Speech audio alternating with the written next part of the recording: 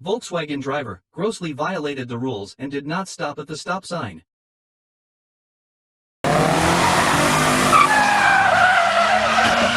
Oh gosh, did you record that? Oh.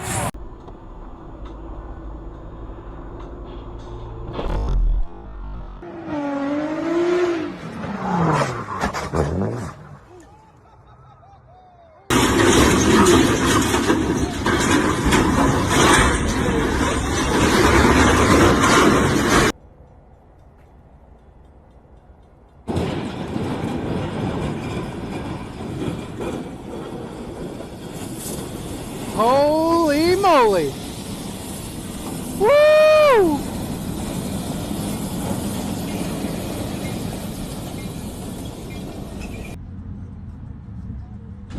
Ooh!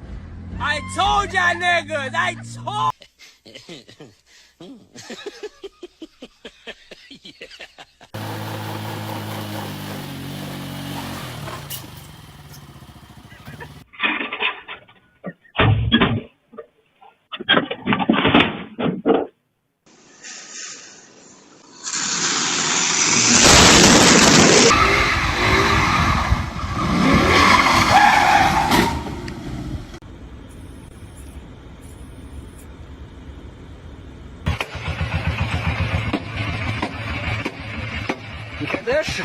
About a lot, and this is what's gonna happen.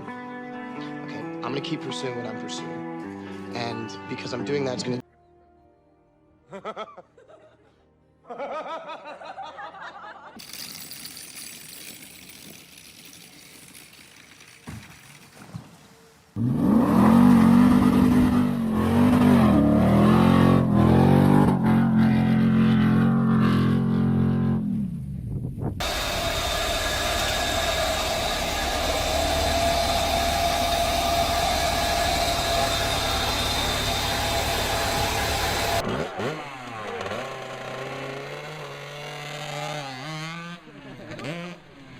This guy.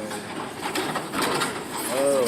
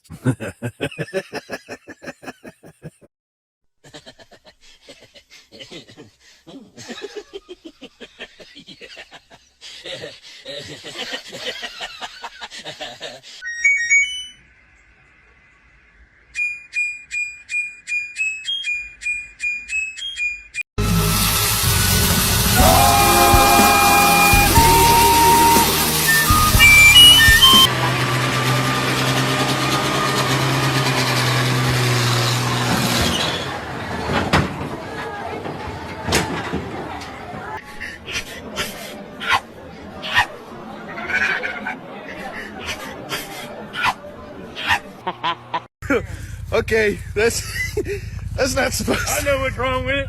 Ain't got no gas in it.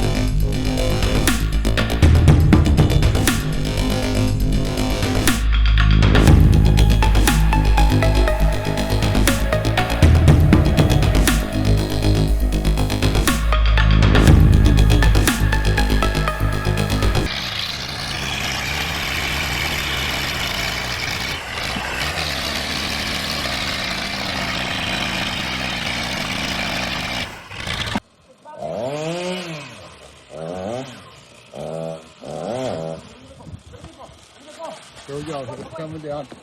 It's coming down.